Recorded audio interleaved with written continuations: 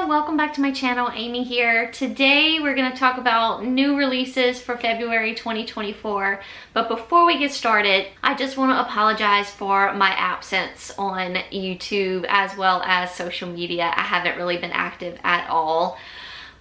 No excuse, just that, you know, life gets in the way and sometimes you get in a slump. Not only a reading slump, but just like a creative slump, like and just no motivation. But something did kind of take over my life for a little while, but I've finished it and we're moving on. We're getting back into the swing of things, but I apologize for my absence on here. And I know I said that my end of the month or end of the year videos, sorry, were gonna be up next. And I have one already filmed and edited and ready to go. I just have not put it up, but it will go up this week. Anyway, we're gonna go ahead and start the month of February with, of course, February new releases. Oh, and if you're wondering what it was that sort of took over my life for a little while, I got hooked and obsessed with Shameless on Netflix.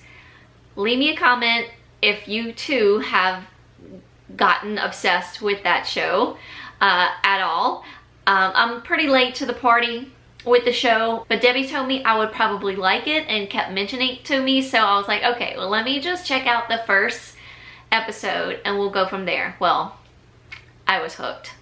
It took over my life. It's 11 seasons and about probably 13 to 14 episodes per season, something like that. It ranges. It might not be quite that much, but I know one season would seem to be like pretty long.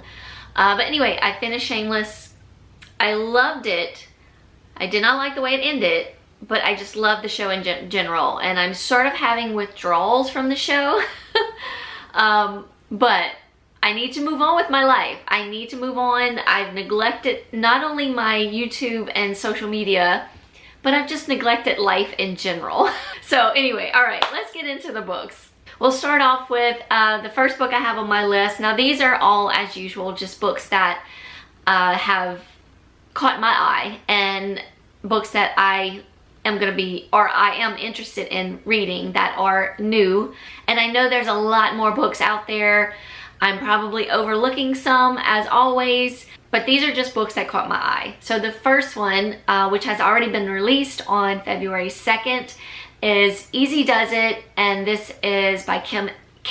Newhold. This is actually the 5th book in the Palm Island series, and for some reason I thought I started this series, but I haven't. I was thinking Big Bull Mechanics. I don't even know if I've ever mentioned this series on here. I might have.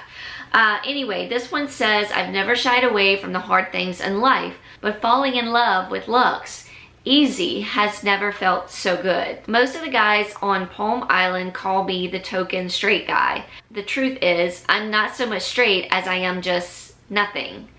Asexual, demi, the label doesn't make much of a difference to me. And living on an island that's nothing but parties and nudity half the year, well, let's put it this way. I'm the guy who sells clothes. As long as I have easy, everything else is a day on the beach. So when I read this, I was like, oh, I love like a sort of like straight guy to, you know, or opened up to either he's gay or he's bisexual or whatever it may be. Asexual, demi, as he says in the synopsis. So it just really brought my attention to it, and I just got curious about it. And so I'd really like to get into the other books before I jump into the 5th book, but this one just caught my eye just because it's been a while since I've read sort of like an asexual type of book. So I thought this would just be something interesting and a little, you know, different from what I normally read. But anyway, this one's out already for your reading enjoyment. Also released on February 2nd, this is an anthology. There's 2 different covers, so I'll put them both here. These are written by different male romance authors. So we have Annabeth Albert, Avril Ashton, Charlie Novak, Cora Rose, Ian Lindsay, Firm Hill, Hayden Hall, Jackie Narth, Jocelyn Drake, Casey Wells, Kelly Fox, and Leslie McAdams. I just wanted to throw this in there because now this is available through your Kindle Unlimited. You can get the paperbacks for like $23.99 is what it looks like. But all proceeds for this anthology will benefit LGBTQ+ charities to ensure that love in all its incarnations will be celebrated and protected every single day of the year. This is actually volume 7, so there's been, throughout the years, there have been others. It does say 6 years ago, the Heart to Heart app made its first batch of incredibly unlikely but oh so perfect love matches. So a fresh new group of your favorite authors wondered what happens when the world's most perceptive dating software gets an upgrade just in time for Valentine's Day. Will the porcelain teacup collector, the shy rugby player, and the bank robber with a heart of gold find their perfect matches? Only fate knows. So anyway, I just wanted to throw that out there. It's a little configuration of authors bringing you cute love stories for Valentine's Day. This cover actually caught my eye. This is The Teacher by Frida McFadden, or Frida McFadden. I'm sorry if I'm pronouncing that all wrong, but I've never read anything from this author, but I loved the cover. This author also wrote The Housemaid, which I've heard good things about, but I have yet to read it. So the synopsis says, lesson number 1, trust no one. Eve has a good life. She gets up each day, gets a kiss from her husband Nate, and heads off to teach math at a local high school. All is as it should be, except last year, KCM High was rocked by a scandal with one student at its center. And this year, Eve is dismayed to find the girl in her class. Addie can't be trusted. She lies, she hurts people, she destroys lives.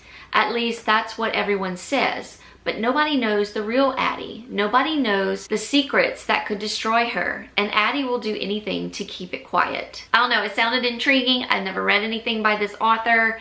I love the cover. So The Teacher comes out on February 6th. Another cover that got me, also this one is releasing on February 8th.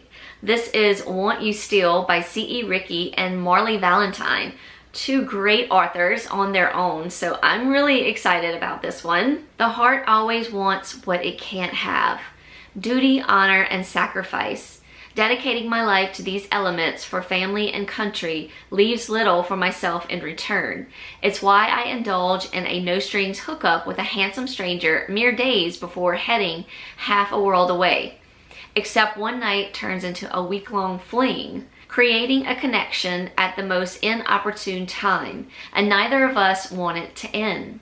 Staying in touch is easy at first, but dwindles to radio silence and distant memories as time passes. I didn't expect him to re-emerge in my life months later, now belonging to someone else. It should be enough for both of us to walk away, to push down this relentless aching want. But we don't, we can't, because the heart always wants what it can't have. I love this synopsis. I love it. I love it. I cannot wait. February 8th. Once again, the cover got me, and I don't know if I've ever mentioned this series before, but this is going to be book 3 in the Park Avenue Prince series, Scandalous Park Avenue Prince. And this is by Ella Frank and Brooke Blaine. It's been a while since I've read from these authors. This releases on February 8th. Did I say that? It does say that these can be read as standalones. Scandalous Park Avenue Prince is the 3rd standalone novel in the Park Avenue Prince's world. So it can be read as a standalone if you don't feel like going back to the beginning. But this one says, who are we? Like you even need to ask. We're the 7 richer-than-sin legacies causing debauchery at the prestigious Astor University in Manhattan. I really need to go get my glasses. I cannot see. Some call us spoiled.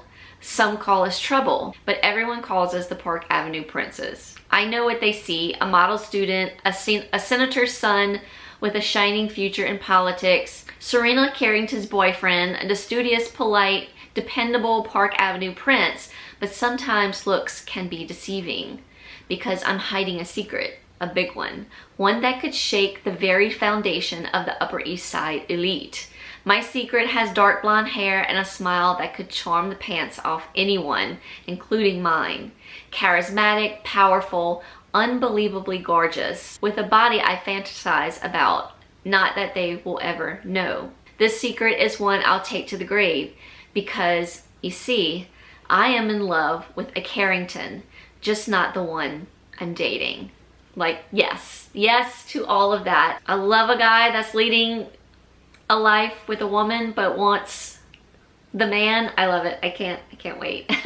I might have to read this one as a standalone. Hopping to February 13th, we have a new thriller from John Mars. This is The Stranger in Her House. It says, a stranger has infiltrated your family and now he's taking over. Paul's just here to help, or so he claims, sent by charity for vulnerable people to do odd jobs for elderly widow Gwen. But for Gwen's daughter Connie, there's just something about Paul that rings alarm bells from day one. He's a little too kind, a little too involved. Worse still, Gwen seems to have fallen under his spell. The last thing Connie wants is a stranger meddling in the safe routine she's built around Gwen. She loves being the one Gwen turns to for cooking, cleaning, and company. But the more Paul visits, the more Gwen is relying on him. By the time he conveniently finds himself between homes and has no choice but to move in, Connie is certain he's trying to push her out completely. In her word against his, though, and as her attempts to unmask him become even more desperate, she's not the only one left wondering if she's lost her grip on reality. By the time he conveniently finds himself between homes and has no choice but to move in, Connie is certain he's trying to push her out completely. It's John Mars. It's probably going to be creepy and off the wall, so I can't wait for it. February 13th. Next up, this is one of my most anticipated male romances. This is The Step Bet by Riley Hart and Devin McCormick. Haven't heard from Devin McCormick in a while, so I'm really excited about this one. This one releases on February 15th. And this also starts a series for these two authors called Peach State Step Bros. And this is the first book. There are some trigger warnings for this book. The Step Bet is a steamy romance, but one of the secondary characters struggles with addiction. This may act as a trigger for some readers. So just want to throw that out there. So we have Troy and Atlas in this story. It's a bit long of a synopsis, but this is a stepbrothers to lover story, one of my favorite tropes. So we have Troy, of course, says, sometimes I want to punch that smirk off Atlas McAllister's pretty face. He's cocky, a troublemaker, a pain, and unfortunately, my stepbrother. And then we have Atlas, who says, I love getting under Troy's skin. Mr. Former Prom King, Mr. Heartthrob, Mr. Infuriatingly Perfect. Messing with him is too easy and too fun. And these authors are great on their own, so I can't wait to get into this one. On February 16th, we get a new book from N.R. Walker. This is Bloom. In this story, or in this love story, I should say, we have Keats and Lyndon. Keats has opened up his own florist shop in Sydney and running his own business, doesn't leave much of a personal life. And then we have Lyndon, who is just out of a relationship and he wants to send the perfect farewell gift to his ex. So of course the two meet when Lyndon goes to get his farewell bouquet, and their paths keep crossing and fate will lead the way. I don't know, it's N.R. Walker. It looks cute cover, and I'm all about flowers, so we'll see what happens. Another anticipated read for me this year, this is End of Story by A.J. Finn. This releases on February 20th. We haven't heard from this author since The Woman in the Window, which is one of my all-time favorite thrillers. This one says, I'll be dead in 3 months. Come tell my story. So writes Sebastian Trapp, reclusive mystery novelist, to his longtime correspondent Nikki Hunter, an expert in detective fiction. With mere months to live, Trapp invites Nikki to his spectacular San Francisco mansion to help draft his life story. Living alongside his beautiful second wife, Diana, his wayward nephew, Freddie, and his protective daughter, Madeline, soon Nikki finds herself caught in an irresistible case of real-life's detective fever. You and I might even solve an old mystery or two. 20 years earlier, on New Year's Eve in 1999, Sebastian's first wife and teenage son vanished from different locations, never to be seen again. As Nikki attempts to weave together the strands of Sebastian's life, she becomes obsessed with discovering the truth. I'm just excited because it's AJ Finn, and I can't wait to read what he's going to offer us in this next book. This author has put out some books, but I just haven't grabbed one in a really long time. This is The Guest by B.A. Paris. This also releases on February 20th. This one says, some secrets never leave. Iris and Gabriel seem to have it all, a beautiful home in the British countryside, a daughter happily working in Greece, and good friends Laurie and Pierre from Paris, who they often vacation with. But when a young man has a tragic accident in a nearby quarry, Gabriel is the one to find him and hear his final words, leaving Gabriel with a guilty burden. As Iris tries to help ease her husband's trauma, they acquire an unexpected house guest. Laurie has seemingly moved in after her husband's revelation that he has had a child with another woman. Iris and Gabriel insist Laurie stay as long as she needs, but Laurie keeps wearing Iris's clothes, following her every move and asking her about the recent death of the young man. Their only respite from the increasingly tense atmosphere in their home comes from a couple new to town and expecting their first child. But with them comes their gardener, who has a checkered past with fractured relationships and secrets piling up around them. Can Iris and Gabriel's marriage survive? It's been a while since I've read a B.A. Paris. The last maybe couple books I wasn't quite into, and I think that's why I haven't really picked up anything else. But with a new book coming out, we'll see what happens. On February 28th, we have a new book from Saxon James.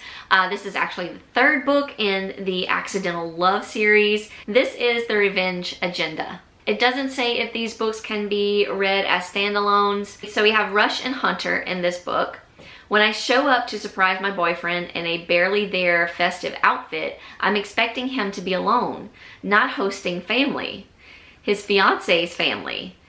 Down one boyfriend and up a lot of embarrassment, I flee with my tail between my legs. The broken heart will fade, my humiliation not so much. But my saving grace is the fact that I never have to see either of them ever again. And then we have Hunter, who says, I never in a million years would have guessed the man hiding under his desk at work would be the one person I hope to never see again. My ex-fiance's side piece. Apparently, I can't fire the guy because of personal issues, so I try to play nice, which is a whole lot harder to do when I find out my ex is still texting Rush. The same ex I haven't heard from since I walked out on his begging. Rush tells me he didn't know about me. He tells me there were others. He also tells me our ex still wants him, and so we come up with a plan to show him what it feels like when you want someone who doesn't want you back. All we need is a camera, his number, and one shared kiss. Revenge has never been sweeter.